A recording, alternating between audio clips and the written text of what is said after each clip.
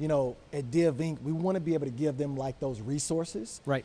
So like some of the barriers that these underrepresented founders face is like lack of education. Yeah. And it really resonates with me because I was in those shoes, Yeah. in my earlier days. And so it's a lack of education, the lack of know-how. And so what we've done through DivInc is provide types of, workshops, programming to really meet them at whatever stage they're at in their entrepreneurial journey. And so, that's one barrier that we address with workshops and programming. And then another one is the lack of opportunity. Right.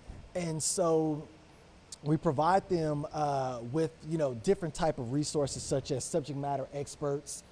We open up our pretty much our network of, VCs, angels, to be able to engage those founders.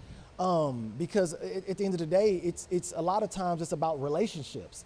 And I think that just me coming from that sports and entertainment industry, for me, all of the clients that I've ever worked with for my entire 15-year career was all based on word of mouth. Yeah. All relationships, whether it was agents, whether it was pro athletes, whether it was, athletic directors, head coaches, all based on relationships. And so I'm very big on relationships and building meaningful, sustainable relationships. And so, we provide that network for those, right. For those founders.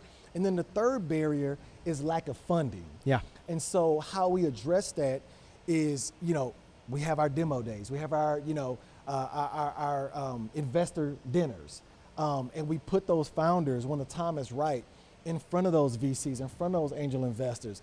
So then that way they can potentially have the opportunity for funding. And so, for us, those are like the three barriers that we really try to address when they come in through DivInc. Yeah. And then once they're finished with our 12-week accelerator, then we have an alumni program. And so that alumni program is pretty much like an 18-month program. Mm-hmm. And so when they come through, we make sure that we continue to give them that support.